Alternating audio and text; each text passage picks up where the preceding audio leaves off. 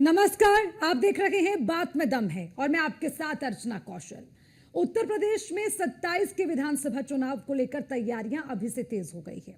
राजनीतिक दल अपनी अपनी प्लानिंग के साथ मैदान में उतरने के लिए रणनीति बना रहे हैं। इस बीच योगी आदित्यनाथ ने कैबिनेट की मीटिंग में मास्टर स्ट्रोक खेला है। मीटिंग में फैसला हुआ कि लखनऊ का सीड पार्क चौधरी चरण सिंह के नाम पर होगा।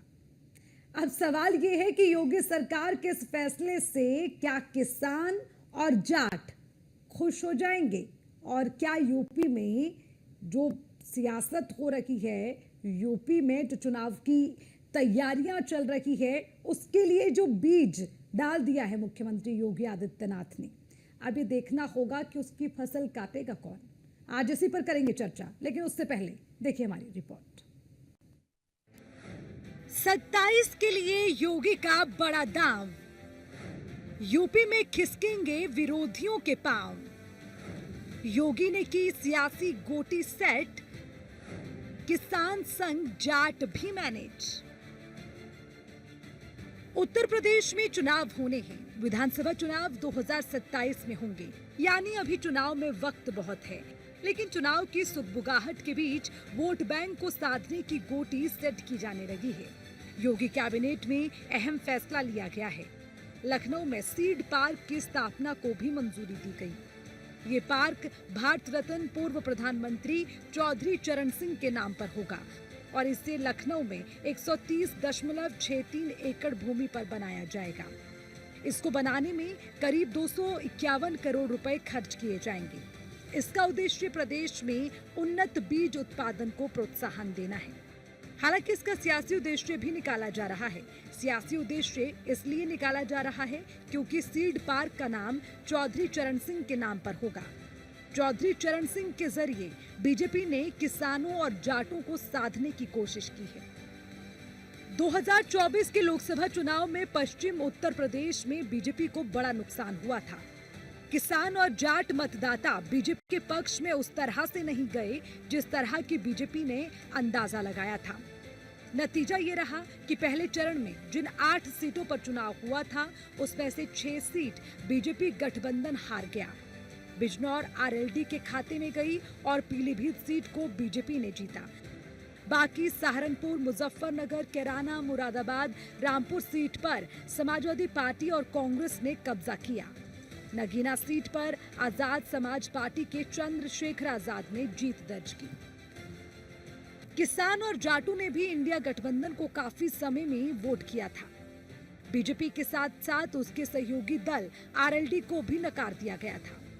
2024 वाली स्थिति 2027 में ना रिपीट हो जाए, इसके लिए योगी लगातार रणनीति बना रहे हैं।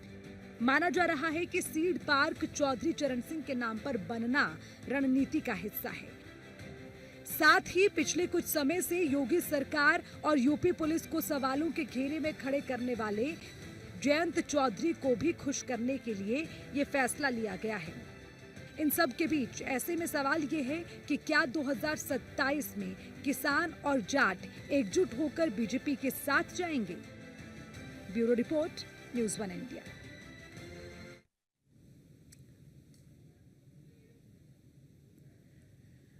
तो योगी का सियासी बीज हम इसलिए कह रखे हैं क्योंकि 2027 में चुनाव होने हैं और चुनाव से पहले ही अब अपने अपने लिए प्लानिंग करनी सभी दलों ने शुरू कर दी है। अपने अपने वोट बैंक को समेटना सबने शुरू कर दिया है, अपने अपने वोट बैंक को मैनेज करना सबने शुरू कर दिया है। और एक दांव इसी बीच आज मुख्यमंत्री योगी आदित्यनाथ ने भी चल दिया, क्योंकि 2024 में जो हुआ और जिस तरह की वोट बैंक की मार बीजेपी को झेलनी पड़ी, उसका डेंट जो बीजेपी को पड़ा, अब उसके लिए बीजेपी तैयार नहीं है। और ये मोर्चा खुद संभाला है मुख्यमंत्री योगी आदित्यनाथ ने। आज की बैठक कई मायनों में अहम रही, कई बड़े मुद्दों पर चर्चा हुई, मंथन हुआ, लेकिन उसके अलावा आज की बैठक में एक और महत्वपूर्ण विषय रहा पार्क बनाने का। और उस पार्क पर जो नाम तय किया गया उसको लेकर एक यहाँ पर सवाल शुरू हो गया है। और सवाल ये भी है कि इस मीटिंग में सीड पार्क चौधरी चरण सिंह के नाम से अगर बनेगा तो साफ तौर पर ये किसान और जाट दोनों को साथ में लेकर चलने की बात बीजेपी कर रही है। लेकिन बड़ी बात यह कि क्या इससे किसान और जाट खुश होंगे? सवाल ये भी कि क्या इसका फायदा बीजेपी को मिलेगा? क्या नुकसान किसी और को होने की आशंका नजर आ रही है? आज इसी पर चर्चा करते हैं। सबसे पहले पैनल का परिचय आपसे करवा दूं। देवेंद्र प्रमुख प्रवक्ता बीजेपी के हमारे साथ जुड़े हैं। प्रमुख साहब, स्वागत है आपका। और नितेंद्र सिंह समाजवादी पार्टी के प्रवक्ता हमारे साथ हैं, स्वागत करते हैं आपका। रोहन सिंह प्रवक्ता कांग्रेस से, आपका भी स्वागत। रोहित अग्रवाल प्रवक्ता आरएलडी के हमारे साथ हैं, आपका भी स्वागत। मेरे साथ स्टूडियो में मौजूद हैं कंसल्टिंग एडिटर आशुतोष अग्निहोत्री जी। लेकिन शुरुआत में देवेंद्र प्रमुख जी से ही करूंगी। देवेंद्र प्रमुख जी, अभी वापस हम यूपी की सियासत की बात करने लगे हैं। 27 अभी दूर है, लेकिन आपने तो अभी से ही पिच भी बिछानी शुरू कर दी है और अपना बल्ला घुमाना भी शुरू कर दिया है। मतलब आप चाह रहे हैं बैटिंग भी आपकी, बॉलिंग भी आपकी। क्या मतलब है आज के इस फैसले का? देखिए अर्चना जी, हमारी जो सरकार है वो 24 घंटे काम की नीति पर काम करती है। और जिस तरीके से अब ये बयान जिस आपने चुनाव ही से जोड़ दिया है, हालांकि मैं चुनाव पर इसे कहूंगा नहीं। अच्छा। सरकार का एक काम करने का तरीका है और उस तरीके के हिसाब से ये जो आज पार्क के नाम की चर्चा हुई है, कोई नई बात नहीं है। हम विश्लेषण करते रहते हैं, हमारी पार्टी का ये नहीं काम प्रमुख जी, देखिए जो है। मुझे समझ आया मैंने आपके सामने रखा, लेकिन आप खुलकर बताइए किस एजेंडे के साथ, किस विचारधारा के साथ ये फैसला लिया गया है। और जो मेरा विश्लेषण है उस पर तो मैं सवाल पूछूंगी ही। नहीं, आपका अच्छा विश्लेषण है और एक अच्छे एंकर की भूमिका आप हमेशा निभाती हैं, इसमें कोई संशय वाली बात है ही नहीं दूर तक। और ये क्वेश्चन बनता है तो उसका जवाब दिया जाना चाहिए, सत्ता की जिम्मेदारी है।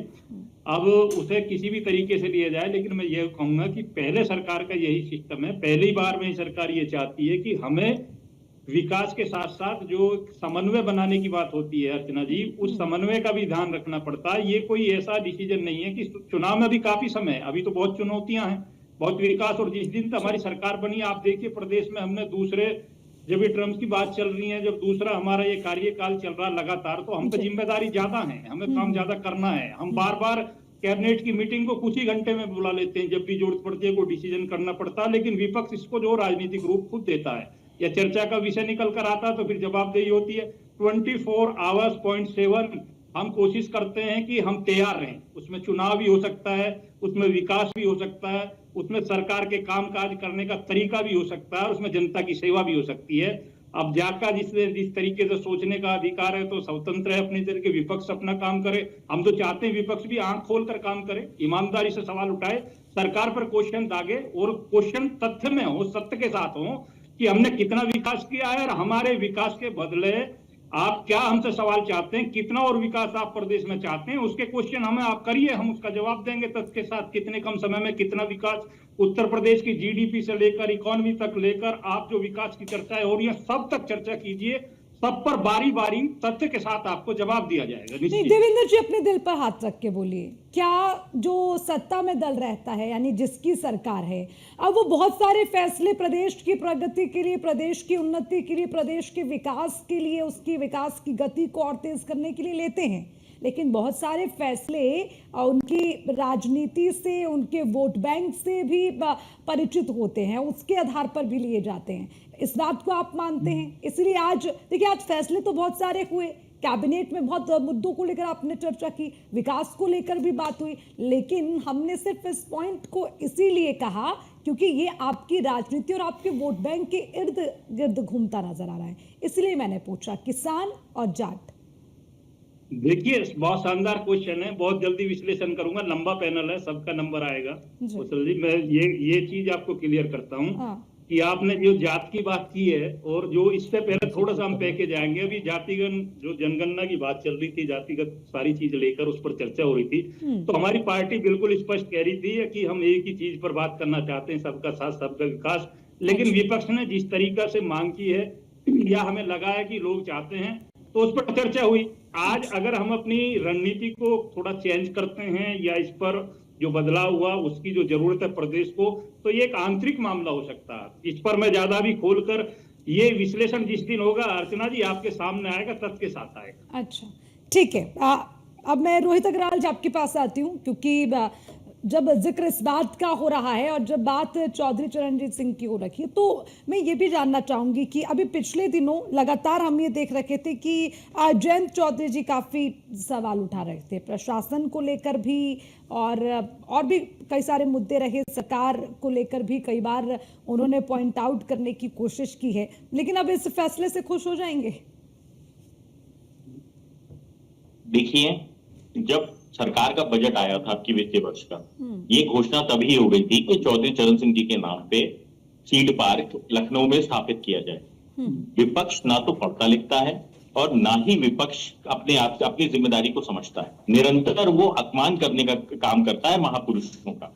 देखिए, सबसे पहले भारतीय जनता पार्टी ने चौधरी चरण सिंह जी को भारत रत्न देके जो सम्मान किसानों का किया, उनके अनुयायियों का किया, उनके सैकड़ों करोड़ों उनके मानने वालों का किया, चौधरी चरण सिंह जी का किया, वो विपक्ष से पचा नहीं और विपक्ष ने निरंतर उसको अपमान करने का काम किया। आज चौधरी साहब के नाम पे अगर योजनाएं लेके आ रही है सरकार, तो इसका स्वागत होना चाहिए। इसके ऊपर राजनीति क्यों करते हैं?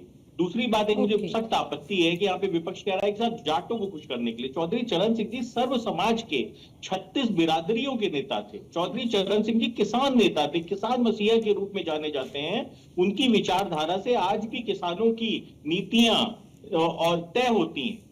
उनके द्वारा लिखी गई किताबें आज भी कहीं ना कहीं सरकार को भी कहीं ना कहीं वो दिशा निर्देश के तरीके से काम करती हैं। उनके द्वारा जो किताबें लिखी गई हैं, जो विचार छोड़े गए हैं, एक विचारधारा के रूप में आज चौधरी चरण सिंह जी हम लोग की रगों में दौड़ रहे हैं।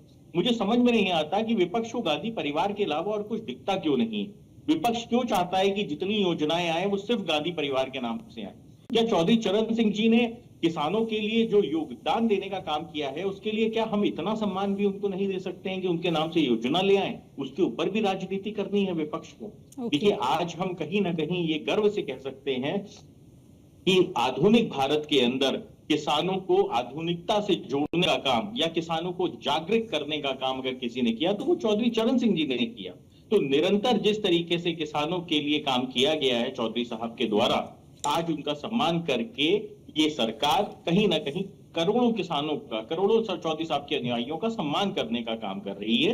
हम चाहते हैं कि इस तरीके की जो पहल है वो सरकार द्वारा निरंतर की जाए। देखिए, आज सिर्फ कैबिनेट में उस फैसले पे मोहर लगी है जो बजट के अंदर सरकार द्वारा प्रस्तावित किया गया था इसी वित्तीय वर्ष के बजट के अंदर। नितेंद्र तो सिंह जी, स्वागत करते हैं। ठीक है, ओके रोहित जी, मैं वापस आऊंगी, लेकिन मेरे सवाल का जवाब फिर आपने नहीं दिया। मैं ये जानना चाह रही थी, खुश हैं जयंत चौधरी, खुश होंगे इस फैसले से? क्या सेकंड राउंड मैं उम्मीद करूंगी आप उसका भी जवाब देंगे। एक मिनट 10 सेकंड दे दीजिए मुझे। खाली हम नहीं खुश हैं, चौधरी साहब के मानने वाले करोड़ों अनुयायी खुश हैं, किसान खुश है, कबीरा पर खुश है, मजदूर खुश है। ठीक है Nitendra Singh ji, okay okay okay okay Nitendra Singh ji, कोई आपत्ति नहीं होनी चाहिए। चौधरी, अगर हम आज ये बात कर रखे हैं कि चौधरी चरण सिंह जी के नाम पर पार्क होता है, वो तो सबके थे, वो सबके मसीहा थे, किसानों के मसीहा थे, 36 बिरादरी को साथ में लेके चलने वाले थे। तो मुझे लगता है कि इसमें विपक्ष को आपत्ति नहीं होनी चाहिए। वो तो आपके भी रखे मुलायम सिंह के समय में, वो कितने क्लोज रिलेशनशिप रहे तो आप भी जानते हैं। जी अर्चना जी, धन्यवाद। और मैं सबसे पहले माननीय उत्तर प्रदेश के मुख्यमंत्री योगी आदित्यनाथ जी को इस बात के लिए बधाई देता हूं और उनका स्वागत करता हूं कि उन्होंने हमारे नेता चौधरी चरण सिंह जी के नाम से एक पार्क का, सीड पार्क के नाम का प्रस्ताव किया। अच्छा, लेकिन इसके साथ ही जो दूसरा सवाल आपका है कि क्या इससे किसान और जाट खुश हो जाएगा, बिल्कुल नहीं। क्यों? क्योंकि आपने सीधे कहा कि किसान, अपना नंबर टोको ना, अभी हम कंप्लीट करने तो हम आपके सवाल का जवाब दे रहे हैं। क्योंकि चौधरी साहब सिर्फ जाट और किसान के नेता ही नहीं थे, वो तो भारत के प्रधानमंत्री भी रहे, और जैसा कि अभी आरएलडी के प्रवक्ता भी कह रहे थे कि संपूर्ण पीडीए के नेता थे। अच्छा, सबके लिए लड़ते थे और सबके सम्मान के लिए काम करने की कोशिश की। हाँ, ये बात ये सच है कि अभी अभी लोकसभा से पूर्व हमारे नेता आदरणीय चौधरी चरण सिंह को देश की सरकार ने भारत रत्न भी दिया था। उससे बड़ा तो सम्मान नहीं है जी। ये पार्क का नाम उससे बड़ा नहीं है। तो क्या देश के लोगों ने, आपने कहा था खुश हो जाएंगे, तो वही परिणाम आया था उत्तर प्रदेश का वोट में। वोट से ये भारत का किसान भारत का मेरा वर्ग और पीडीएस जानता है कि ये उस तरीके की बात है जैसे कि गांव में कहावत कही जाती, गधे के नाक के आगे गाजर लटका देना। अच्छा। आप उनसे खाद की बोरी छोटी कर देंगे, रेट महंगा कर देंगे, किसान की खाद आप छीन लेंगे, बिजली महंगी कर देंगे, सिंचाई महंगी कर देंगे, कीटनाशक पदार्थ तो दवाइयां महंगी कर देंगे, यानी कि लागत महंगी कर देंगे। और जो उनका किसान का उत्पाद होगा वो आप घटे दर पे खरीदेंगे।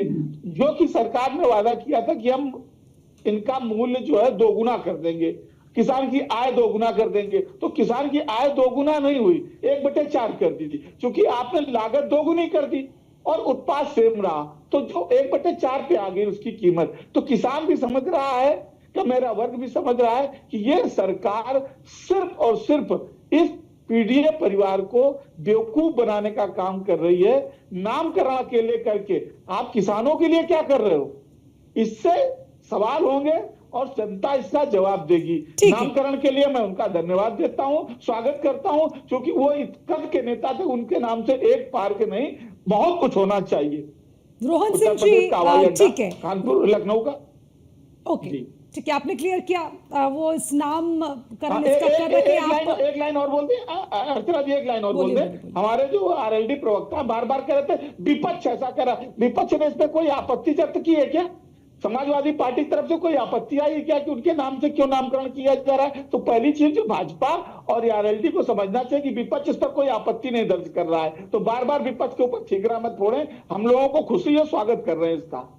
रोहन सिंह जी, आप इस बात से इत्तेफाक रखते हैं? आप जिस तरह से नितेंद्र सिंह जी कह रहे हैं कि ठीक है नाम रख रहे हैं, अच्छी बात है और सराहना करते हैं हम, लेकिन इससे किसानों का भला होगा या जाटों का भला होगा ऐसा कुछ भी नहीं है।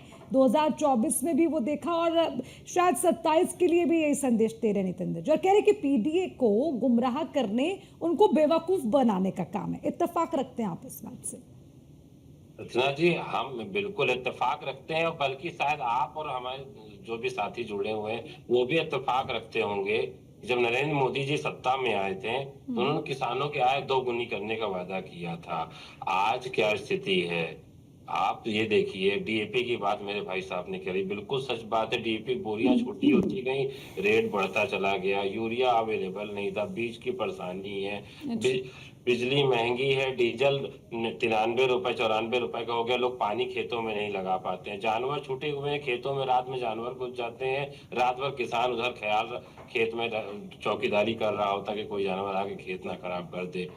ये सरकार कॉस्मेटिक्स से चलती है, ये पूरा दिखावेबाजी की सरकार है। एक कॉरिडोर बनाती है मंदिर तोड़ के, एलईडी लाइटें लगाती है, पुराने कल्चरल जो निशानियां हैं उनको खत्म करके। ये इनके पास ना टेस्ट है, ना विचार है, ना इनके पास कोई विजन है, और ये सिर्फ खाना पूर्ति करते हैं। चौधरी साहब का कौन नहीं सम्मान करता, हम सारे लोग सम्मान करते हैं और हम सारे लोग चाहते भी हैं उनकी लेगेसी आगे बढ़े। लेकिन जहां अभी मेरे आरएलडी के साथी ने बोला, मैं आरएलडी के साथी को एक चीज कहना चाहता हूँ कि आरएलडी ने चौधरी साहब की विरासत के साथ और जयंत जी ने अन्याय किया, और उसके बाद जब आरएलडी के लोगों ने आवाज उठाना शुरू किया, अभी प्रवक्ता हो सकता है कि भारतीय जनता पार्टी से इनका इत्तेफाक हो, लेकिन बड़ी मात्रा में आरएलडी के लोग भी ये मानते हैं कि भारतीय जनता पार्टी के साथ खड़ा होकर उनकी जमीन खत्म हो जाएगी। वो भारतीय जनता पार्टी है भी, उनके अंदर कैनिबलिज्म, अपने सारे सहयोगियों को छोटा करके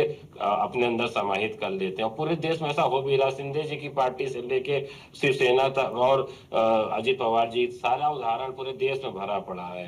तो जयंत जी की विरासत एक अलग सवाल है, लेकिन चौधरी साहब की विरासत एक अलग सवाल है, लेकिन चौधरी साहब की विरासत का भारतीय जनता पार्टी जिस तरह से हाईजैक कर रही है वो अलग उदाहरण है। जैसे ये सरदार पटेल को सेलिब्रेट करके उनकी लेगेसी को हाईजैक करने की कोशिश कर रहे हैं, जबकि सरदार पटेल वो थे जिन्होंने संघ को बैन किया था। वही सेम चौधरी साहब कभी भी इनकी तरह से कम्युनल नहीं रहे। मतलब भारतीय जनता पार्टी निसंदेह कम्युनल पार्टी है। इनके मंत्री मध्य प्रदेश में जिस तरह से भारतीय सेना की कर्नल के खिलाफ जिस तरह से जिस गंदी भाषा में प्रयोग किया, कम्युनल लाइन पे बोला, भारतीय जनता पार्टी को इस्तीफा ले लेना चाहिए था। लेकिन अभी तक कोई कार्रवाई नहीं हुई। माननीय उच्च न्यायालय को उसमें संज्ञान लेना पड़ा रोहन और सिंह जी, FIR देखिए की इस डालना टॉपिक पे पड़ा। इस और जब टॉपिक अगले पे दिन आप आज बात करेंगे। आज एक एक सेकेंड, आज तो ये व्योमिका भारतीय जनता आज पार्टी का व्योमिका जो सिंह चेहरा को है, लेकर भी एक तो चौधरी टिप्पणी साहब की के गई कितने है। मन आप में जानते इज्जत हैं हम किसने सारे की सब है? लोगों को पता है। अरे रुकिए रोहन सिंह जी, आज व्योमिका सिंह को लेकर भी एक टिप्पणी हुई, आप जानते हैं किसने की है? वो व्योमिका सिंह जी को लेके मैंने सुना है कोई टिप्पणी हुई है, उसके बारे में मालूम नहीं, आप बताइएगा तो समझ जाएंगे। तो इसीलिए कहते हैं कि थोड़ा एक्टिव रहकर सवाल उठाने चाहिए। हम आप ये एक्टिव दो रहते हैं, लेकिन इनकी अरे जरा रोहन कुछ सिंह जी, reality ऐसे सुनिए, दोहरा अर्चना मापदंड जी, नहीं अर्चना चलता जी, कि अगर राम आपके गोपाल जी ने जो सहयोगी दल बोला है, कुछ करें उसके तो लिए सब उसको मैं कुछ बिल्कुल ठीक, गलत नहीं मानता अगर हूं, आपके लेकिन प्रतिद्वंदी ये कुछ इन्होंने जो करें बोला है, तो क्या उनका बात आप करती हैं एकदम आप? से आप पर्चा एंकर हैं, लहरा एक कर आगे निकलने लग कर्नल जाते के हैं। खिलाफ किस तरह गंदी भाषा का प्रयोग किया भारतीय जनता पार्टी के मंत्री ने, और आप उसकी तुलना करिए राम गोपाल जी के उस बयान से जिसमें उन्होंने उनकी जाति का जिक्र कर दिया। उन्होंने सिर्फ जाति का जिक्र किया ना, इन्होंने गंदी भाषा बोली है। और ये मंत्री हैं, इनके खिलाफ क्या कहते हैं, उच्च न्यायालय को संज्ञान लेना पड़ा। ये अर्चना जी, अब जो कानून अच्छा, आप ये कह रहे हैं कि गलत गलत है, लेकिन किसका गलत कितना ज्यादा है वो ज्यादा मायने रखता है। आशुतोष जी के पास फिर जाऊंगी इसी सवाल के साथ। आशुतोष जी, देखिए अब तो क्योंकि यहाँ पर जिक्र उस बात का भी हो गया जिसमें कल हमने साफ शब्दों में कहा था कि भारतीय सेना का अपमान है। अगर आप कुछ भी कह रहे हैं वो भारतीय सेना का अपमान है, चाहे जो भी टिप्पणी उन्होंने की वो मैं नहीं दोहराती, ना मैंने कल दोहराई ना आज दोहराऊंगी। अब उसमें व्योमिका जी को भी खींच के ले आए। अरे भाई, जहां उस पर पूर्ण विराम, उसमें मैं सोच रही हूँ फुल स्टॉप लग जाए, आप उसको खींच रखे हैं। और मुद्दा तो था किसान और जाट वोट बैंक की हम बात कर रहे थे, वो इसीलिए कि आज एक फैसला हुआ, उस पर कहीं ना कहीं ये लगा कि फोकस था कि चलिए हम इसको मैनेज कर लेते हैं। तो ये दो चीजें थी, आप इसको जरा थोड़ा स्पष्ट तरीके से मैं रखिए। एक चीज तो बड़ा स्पष्ट रूप से बताना चाहूंगा हाँ। कि जो चीजें हैं पूरी, आप सबसे महत्वपूर्ण ये है कि यूपी में 2027 का चुनाव आने वाला है जी। और उस 2027 के चुनाव से पहले जो जितनी बाजी मार ले जाएगा, जो जितना विपक्षी के ऊपर हमलावर हो जाएगा, वो चुनाव तक मजबूती से पहुंचेगा। आप उसमें अगर सेना को भी घसीटना चाहते हैं तो सेना भी घसीट सकती है, ठीक है। सबसे बड़ी बात रोहन साहब ने अगर ये कही कि पहले तो इन्होंने कहा कि हमने बयान नहीं सुना, लेकिन इसके बाद इन्होंने दोबारा से ये भी कह दिया कि उन्होंने जाति का जिक्र किया। भाई मेरे, सबसे पहले तो ये समझ लीजिए कि सेना, मैं दूसरे मुद्दे पे बाद में आऊंगा, मैं रोहन सिंह जी की बात को आगे से बढ़ा के कहता हूं कि सेना जो है वो जाति, धर्म और संप्रदाय से ऊपर उठ करके है। सेना एक गैर धार्मिक संगठन है और जब सेना में कोई भर्ती होने जाता है तो वो ये कहा जाता है कि साहब हम सैनिक हैं, राष्ट्र के हैं, ना कि किसी धर्म के। अब आ जाते हैं दूसरे मुद्दे पर। जी, पूरा जीवन मैं फौज के साथ रहा हूँ, जीवन गुजरा मेरा कैंटों में। मैं बता रहा हूँ, हाँ। फौज में पूरी रेजिमेंट बनती है जातियों के नाम पे, और बात उसकी नहीं है। सुनिए, आपको पूरा आपका ज्ञान पूरा कर दे रहा हूँ। हाँ। और जो ये बोला मंत्री साहब ने वहाँ पे मध्य प्रदेश के, वो गलत लाइन बोली है। उसने जो शब्द बोले उसको आप सुनिएगा, और राम गोपाल जी ने जो बोला उसको सुनिएगा। और अगर कोई कानून का आपके लीगल जानकारों को पता करवाइएगा कि राम गोपाल जी ने जो बोला उसके कोई लीगल ग्राउंड है, कोई मुकदमा बनता है, लेकिन इसके खिलाफ शाह के खिलाफ देखिएगा मुकदमा कैसा बनता है। अच्छा, और रही बात आप अपनी जानकारी पूरी सुनिए मेरी भाई, चमार बताने में, हाँ। जैसे अहिर रेजिमेंट की बात हो रही होती, जैसे सारी और चीजों की बात हो रही होती, उसी तरह से उनकी चमार जाति का जिक्र किया। हाँ। जातियों तो आपने व्योमिका सिंह की, अरे सुनिए भाई, आप सुनिए ना, जानकारी पूरी करिए। आप मेरी जानकारी मुझे मत बताइए, मेरी बात सुन लीजिए ना। आपने व्योमिका सिंह की जाति भी बता दी, आपने AK भारती साहब की भी जाति बता दी, और आपने सोनिया कुरैशी का भी जिक्र कर दिया, और यह भी कह दिया साहब वो मुस्लिम हैं इसलिए उनके ऊपर हमला कर दिया।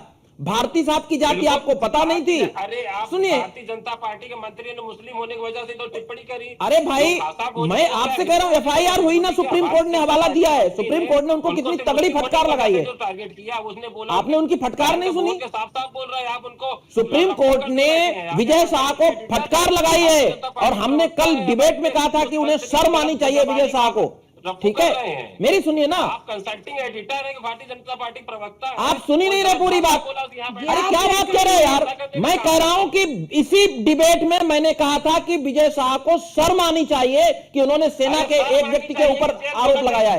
राम गोपाल जी की बात सुनाइए, और राम गोपाल यादव जी की जरा इनको बाइट सुना दीजिए। व्योमिका सिंह हरियाणा की जाकर और एयर मार्शल भारती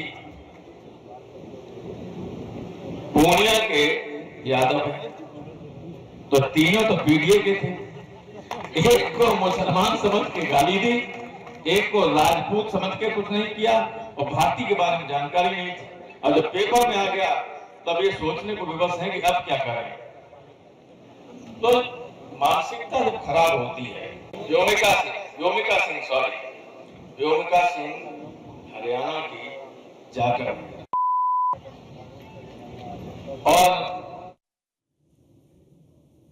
सुन लिया रोहन सिंह, पूरी बाइट आपने सुन ली होगी। अब इसमें अगर आपको कुछ भी गड़बड़ नहीं दिख रहा है तो कोई क्या कर सकता है? आप मुझे बताइए कि कौन सा मुकदमा बनता है, क्या गलत मैं बोल दिया आपसे उन्होंने? पूछ रहा हूं कि क्या गलत बोल राजनीतिक दिया? दलों क्या पे गलत मुकदमा बोला? बनता तो है या बोलिए। नहीं बनता है? आप सेना को जाति में घसीट ले आए ना भैया, अरे क्या बात करते हैं, सेना में राजपूत, सेना को जाति में घसीट लाए ना आप। रेजिमेंट तक की बात हो रही थी। अरे हमेशा पीडीए आप रेजिमेंट चला में रहे हैं, है, क्या और सेना बात करें पीडीए जाति की की, है? जानकारी क्या नहीं, इसलिए आप सेना सही केवल बोल रहे हैं। समाजवादी पार्टी का जो पीडीए का अभियान चल रहा है? सूचक शब्दों का इस्तेमाल मैंने सेना- रखा कि नहीं रखता है रोहन सिंह जी? राजनीति में नहीं शामिल है, लेकिन अरे भाई- मुझे दुख सब होता है जब कुछ पत्रकार प्रवक्ता बन रोहन के सिंह जी आप बैठते रहने हैं। दिक्कत दीजिए। है आपकी। हाँ, ठीक है, मंत्री आशुतोष के जी लिए दुख इस बात का आपने भी बोला है, कि उसकी निंदा रोहन होनी सिंह जी चाहिए। दुख इस बात उसको का भी बर्खास्त होता है। नहीं किया, आप इसके क्या भारतीय जनता कंपैरिजन पार्टी कर रहे प्रवक्ता हैं? का सवाल नहीं पूछ रोहन पा सिंह जी रहे आप हैं। क्या अरे कंपैरिजन कर रहे हैं? रामगोपाल अरे यादव आप ने किसी को बोल जाति दिया। सूचक अरे उनको जाति बोल दिया, सूचक बोल दिया, शब्द उसमें और इस्तेमाल इसमें दोनों जमीन रोहन सिंह जी आसमान आप का सुनिए, अंतर, उसमें आप क्या चीज सुनिए, बोली, आप उसमें क्या सुनिए, चीज बोली। आप अरे रोहन जी आप सुन भी लीजिए, अब सुनिए भी, आप क्या कंपैरिजन कर रहे हैं रोहन सिंह जी?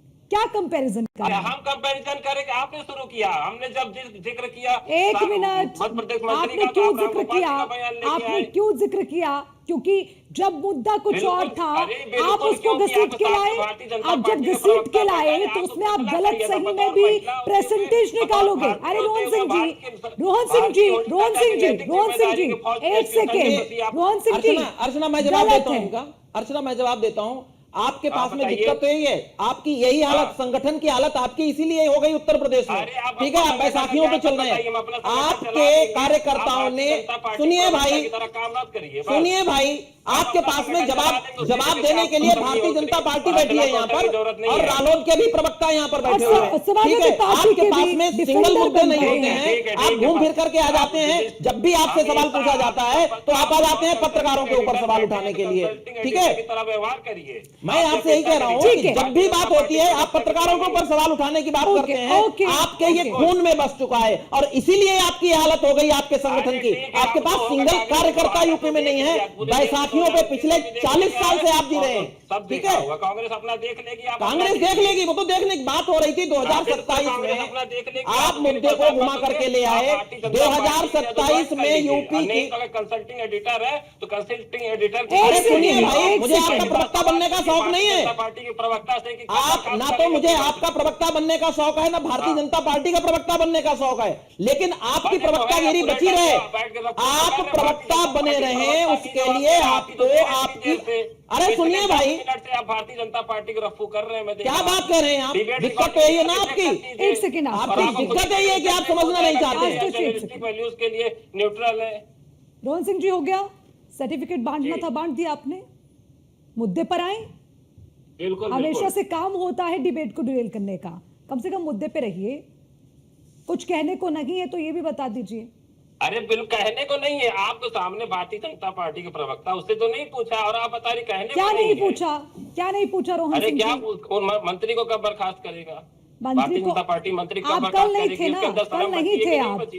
कल पूरे नहीं देश थे में आप। भर्तना हुई इस चीज कोई की। बात नहीं, और न्यूज़ वन आपने इंडिया कहाँ का से कहाँ चैनल बोल उठा दिया, के वो देखिए। किसान के बच्चे नहीं है जो फौज रोहन में सिंह जी सर्व कर रुकिए, रहे हैं, आप रोहन उनकी सिंह जी बहनों के लिए रुकिए, टिप्पणी देखिए करी, प्लीज, आपके वो स्पीच के लिए जाहिर बहुत बात समय थी। मैंने दे दिया। अरे भाई, आप राफेल तोप बन जाइए, कोई दिक्कत नहीं है, लेकिन मुद्दे जब अरे आए उसको सवाल उठाइए ना। फालतू इधर उधर की बात करेंगे, मुद्दे पे नहीं आएंगे। देवेंद्र सिंह जी, देवेंद्र प्रमुख जी, सॉरी। हम दिन भर हमारा काम यही है। रोहन सिंह जी, आप न्यूज़ वन ठीक है, इंडिया आपका खोलिए, काम होगा, कल की लेकिन डिबेट आप देख लीजिए, लिखिए नीचे, बीजेपी से भारतीय सवाल जनता पूछा है कि पार्टी का नहीं वो भी ऑफिशियल चेक कर लीजिए। प्रवक्ता, ना कि ये कंसल्टिंग फालतू में जो एडिटर। आप लोग माइंड सेट करके यहाँ पे बैठ जाते हैं मीडिया को संगठन टारगेट करने मजबूत के लिए। कीजिए, संगठन और प्रदेश में सरकार बनाइए, हमारी शुभकामनाएं आपको। देवेंद्र प्रमुख जी, सवाल ये है कि आप किसान और जाट को ठीक है मैनेज करने की कोशिश कर रहे हैं, लेकिन अभी नितेंद्र जी को हमने सुना, उन्होंने भी इस बात का जिक्र किया कि ठीक है आप नाम रख रहे हैं और वो तारीफ काबिल है और हम उसका सम्मान करते हैं, लेकिन किसानों के लिए आप क्या करते हैं? वो ये एक, देखिए मुझे हाँ मुझे एक मिनट दीजिए अर्चना जी, मैं थोड़ा थोड़ा आपको जो है ये ऐसी चीज क्लियर कराऊंगा जो तथ्य की चीज है, उन्हें हाँ। नोट करने की बात है। अगर हमारे साथी चाहें तो नोटेड कर सकते हैं कॉपी पेंसिल लेके। ये जो बदलाव है ना, मैं 2017 के बाद का बता रहा हूँ। यूपी में आप देखिए, एनसीआरबी से लेकर किसी एजेंसी का रिकॉर्ड उठाकर देख लीजिए, पीएम किसान सम्मान निधि के तहत 2.86 करोड़ से अधिक किसानों को 80,000 करोड़ रुपए से अधिक का भुगतान कर दिया गया है। और 8 वर्षों में 45.50 लाख किसानों को अब तक 2.80223 करोड़ रुपए का किया जा चुका है गन्ना मूल्य भुगतान, जो 1995 से लेकर 17 तक का रिकॉर्ड है। उठाकर देख लीजिए। आपको दूसरी चीज मैं गिना देता हूं, एक बार और कर लीजिए। जो हमारे मुख्यमंत्री ने कृषक दुर्घटना कल्याण योजना के तहत सितंबर 2019 से लागू किया है, जो बदलाव की बात कर रहे हैं, दुगनी आय की बात कर रहे हैं, उनके लिए, जिसमें 63,000 से अधिक किसानों को लाभान्वित हमने कर दिया। प्रधानमंत्री फसल बीमा योजना के तहत 58.07 लाख किसानों को 47.3534.09 करोड़ रुपए की क्षतिपूर्ति अब तक दे दी गई है। पीएम कुसुम योजना के तहत किसानों को 73.189 से अधिक सोलर पंप अब तक आवंटित कर दिए गए हैं, जो बड़ा काम है, जो आज तक कोई सरकार नहीं कर पाई है।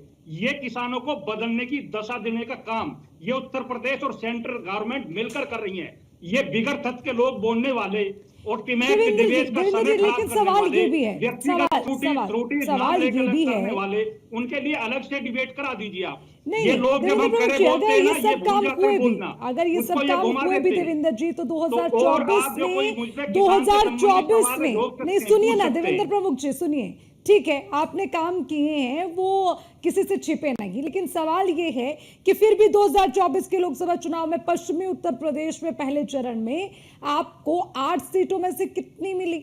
क्यों नहीं किसान और जाट वोट बैंक आपकी तरफ आया, जिस तरह का आपने अंदाजा वहां का ही लगाया नहीं था? है। एक सवाल और भी है प्रमुख साहब से मेरा। एक चीज प्रमुख और साहब जी, क्लियर करता हूं अच्छा, मैं। दोनों सवाल ले लीजिए। प्रमुख साहब, आपको एक सवाल मेरा भी ले एक लीजिए। चीज अर्चना जी और प्रमुख क्लियर साहब, करता हूं। प्रमुख साहब, प्रमुख साहब, दोनों, एक दोनों। सवाल मेरा भी ले लीजिए, उसके बाद बात आगे बढ़ाइए। किसानों के लिए आपने बहुत कुछ किया, लेकिन शायद आपकी नॉलेज में नहीं है कि किसान सबसे ज्यादा अगर परेशान है उत्तर प्रदेश में, तो वो अन्ना जानवरों से हैं। रात रात भर अपने घरों को रखाते हैं, और जो झुंड आना शुरू हुए हैं इस बार, उनके कारण इतनी बुरी स्थिति हो गई है कि पूरे खेत के खेत चौपट हो जा रहे हैं। उसका कोई हल नहीं निकला अब तक। देखिए आशुतोष सर, ये क्वेश्चन भी मैं आपका नोटेड कर रहा हूं और आपको इस क्वेश्चन में सम्मिलित करूंगा। पहले तो पश्चिम उत्तर प्रदेश की राजनीति का जो कौशल जी ने आपने जिक्र किया है, जी। पश्चिम उत्तर प्रदेश की राजनीति पूरे प्रदेश से अलग है।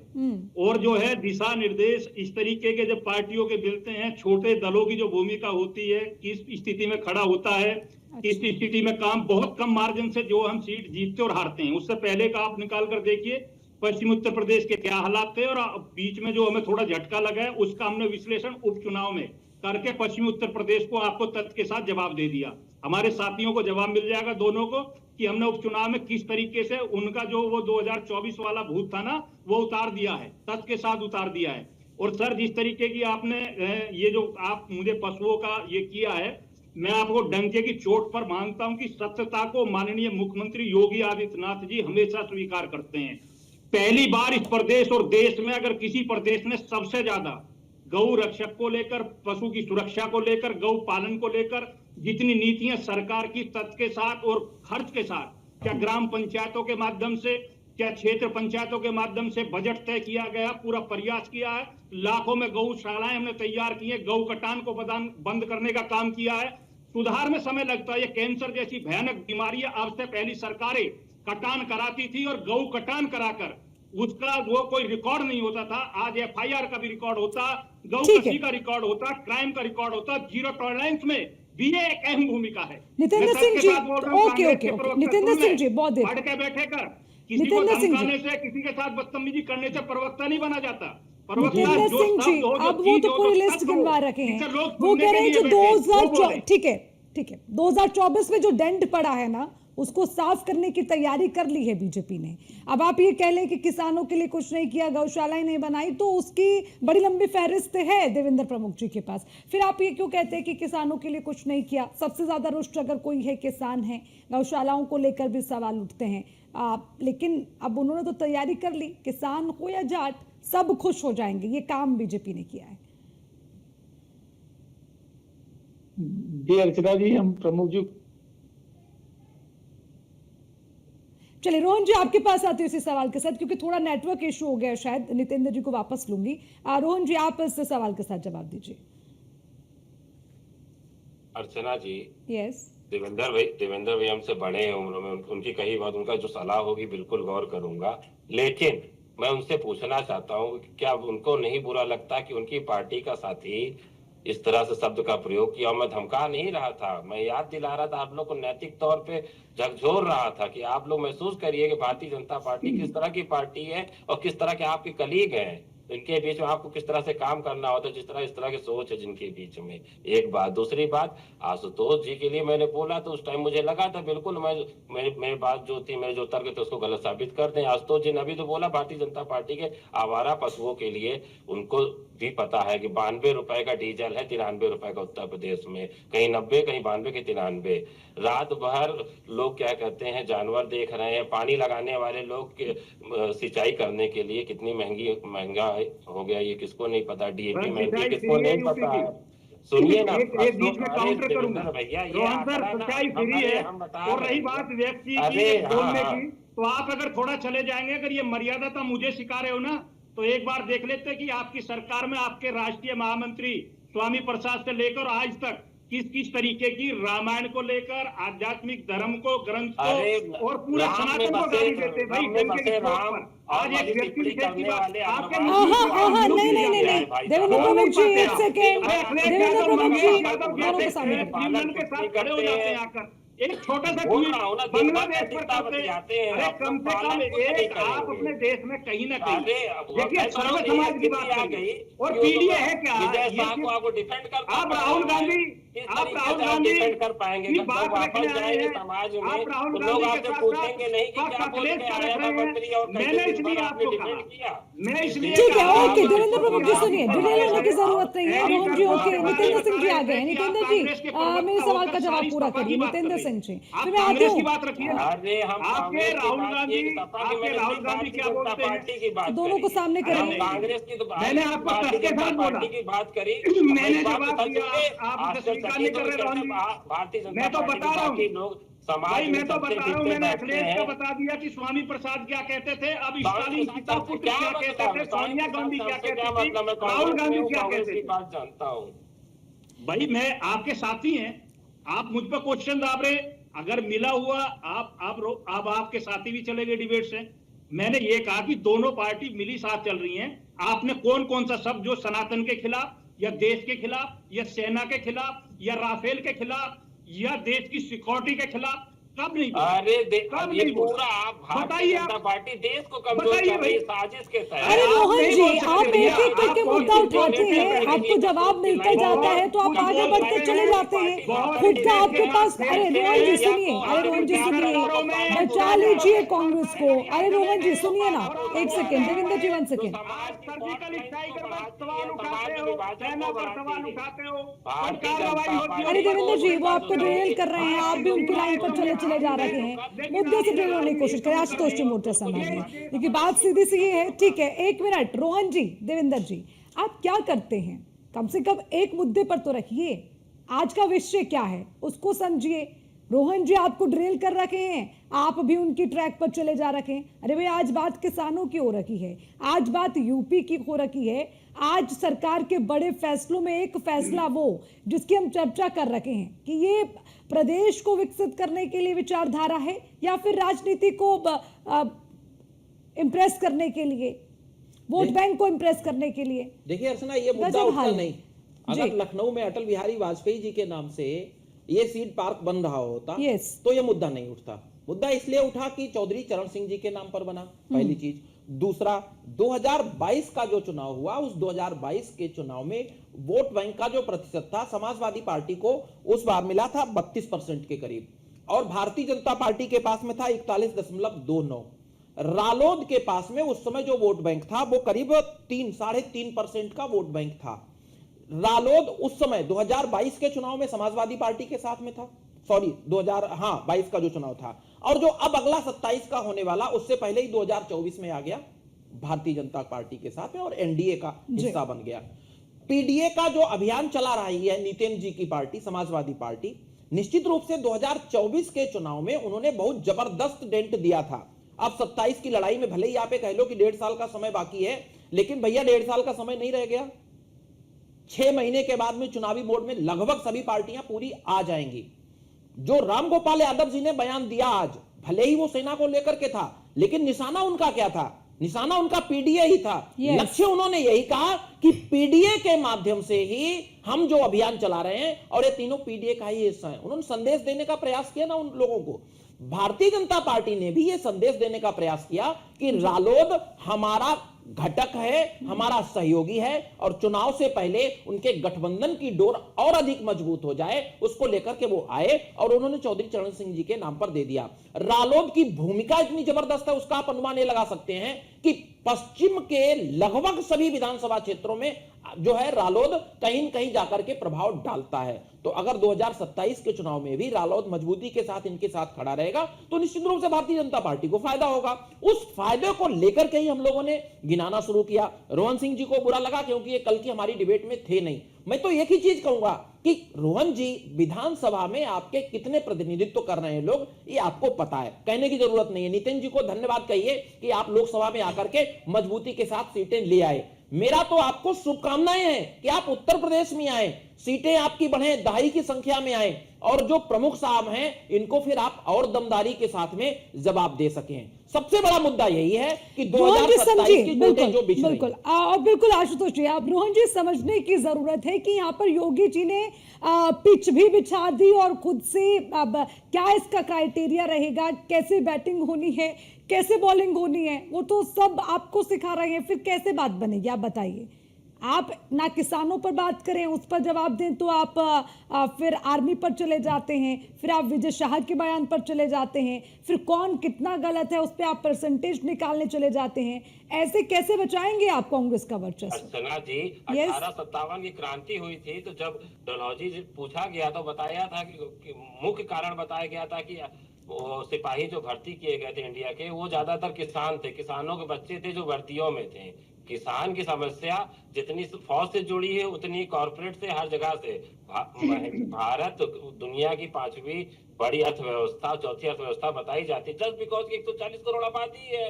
पर कैपिटा इनकम में हम 122वें स्थान पे हैं। किसानों की अगर आय इतनी अच्छी होती तो इतने बड़े स्तर पे पलायन नहीं हो रहा होता। अभी जब पाकिस्तान से युद्ध होने की थोड़ी सा शंका हुई थी तो पूरे पंजाब से, पूरे हिमाचल से, बिहार, कहाँ पलायन कर रहे हैं किसान, एक बात बताइए। किसानों के बच्चे ट्रेनों में लद लद के भागते हुए जनरल बोगियों में और स्लीपर में आए हैं, जानवरों की जा कहाँ रहे हैं? ये पलायन की विभिषा है। ये पलायन कहाँ हो रहा है? अरे रोहन जी, ट्रेन रुक रही होगी किसी स्टेशन पर आकर के। गजब बात है। तो वो जा कहाँ रहे हैं? हमेशा बृहद व्यू रखना होता है, लार्जर पिक्चर देखेंगे तब समस्या आपको समझ में आती है ना। ये बैठ के 4 आंकड़े गिना के, वो आंकड़े तो इनके कितने सच्चे हैं। अरे भैया, अरे तो आंकड़ा लेकर आइए। अरे रोहन जी, तो आप आंकड़ा लेकर आइए ना। ये किसकी जिम्मेदारी है? ये किसकी जिम्मेदारी है? अरे रोहन जी, किसानों के लिए अगर काम नहीं हो रहा तो ये आप बताएंगे ना, आपकी जिम्मेदारी है। तो किसानों के लिए काम नहीं हो रहा तो उसके लिए एक लिस्ट लेके आ गए ना देवेंद्र प्रमुख जी।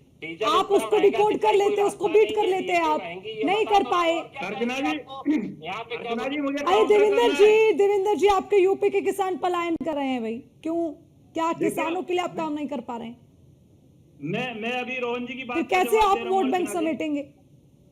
आप जिस तथ्य को स्वीकार करते हो मैं उसी तथ्य पर बोलने के लिए तैयार हूं। और मैं किसान का बेटा हूं, पश्चिमी उत्तर प्रदेश से हूं और किसान की पृष्ठभूमि से जुड़ा हुआ हूं। एक एक चीज तथ्य के साथ कर लीजिए।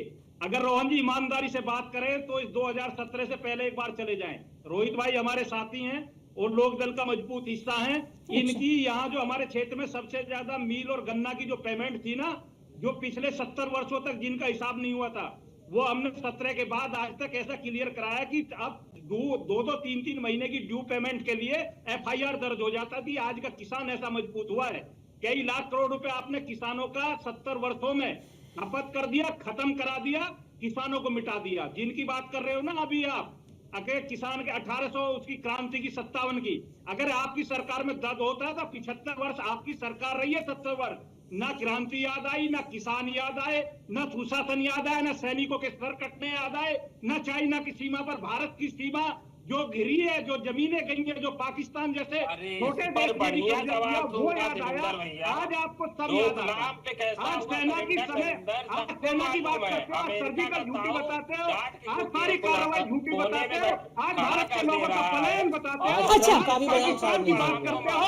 यही दिक्कत है बस, इसी दिक्कत से लोग आज जो है वेंटिलेटर ठीक है। अच्छा देवेंद्र जी, एक आगे सवाल। बढ़ो। ओके ओके रोहन जी, ठीक है। देवेंद्र जी, देवेंद्र जी, लेकिन आप जैसे लोगों को जड़ से मिटाने का काम करने का काम भारत की जनता का यही है कि आप सही समय पर सही काउंटर नहीं कर पाते, उसका परिणाम है कि आपकी ये हालत होती है। सरेंडर कर गए। अब बात कर रहे हैं आप पाकिस्तान की और अच्छा ठीक है, भैया, ओके जो नाम नहीं ओके करा, ओके, ठीक है पूरा ठीक है, इतना ही कब्जा समय कर हो लिया। गया, ठीक है। देवेंद्र जी एक सवाल का जवाब बस दे दीजिए। देवेंद्र जी बस इतना बता दीजिए। अरे देवेंद्र जी, देवेंद्र जी, देवेंद्र जी, अरे देवेंद्र प्रमुख जी, रोहन जी रुकिए ना एक सेकंड, रुकिए। अरे रोहन जी रुकिए, रुकिए भैया, एक आधे सेकंड का, आधे 30 सेकंड का समय है, वो भी आप ऐसे ले लेंगे रोहन जी, कैसे चलेगा? रोहन जी थोड़ा रुकिए, अरे रुकिए रोहन जी, रुकिए। देवेंद्र प्रमुख जी एक बस हाँ ना में जवाब दीजिए। ये जो पार्क बनाने की बात कर रखे हैं मुख्यमंत्री, आप बताइए ये रणनीति, मतलब रणनीति का हिस्सा है ना ये? देखिए, मैं इस पर स्पष्ट बोल चुका हूं। मैंने पहले भी कहा अर्चना जी, मैं कभी बचता नहीं क्वेश्चन पर जवाब देता हूं। हाँ। भारतीय जनता पार्टी की रणनीति 24 घंटे 24 आवर्स 0.7 की बात कर रहा हूं मैं, रात दिन तैयार होती है। क्या वो कि चलिए, विकास आपकी को लेकर, रणनीति सुशासन कितना को काम लेकर, आती है कोई भी चीज है, सब 2027 पर हम में? 24 घंटे काम अच्छा ये करते हैं। देखना होगा, ना तो ठीक है। पहले की बीजेपी कोई ने सरकार पिच बिछा काम दी करती है, थी, ना ओके, बहुत करने बहुत का। शुक्रिया आप सभी का इस चर्चा में शामिल होने के लिए। खैर, क्योंकि बात 2027 की हो रही है, हालांकि समय अभी है, लेकिन समय से पहले अपना समय संभाल रही है बीजेपी, क्योंकि जो 2024 में डंट लगा वो 27 में ना हो, इसका खास ख्याल रखा जा रहा है। इसीलिए हर वोट बैंक, हर वोट बैंक को अपने साथ चलाने के लिए बीजेपी पुरजोर कोशिश कर रही है, और आज का ये फैसला उसी रणनीति का हिस्सा है। बात में दम है, मैं फिलहाल के लिए इतना ही। नमस्कार।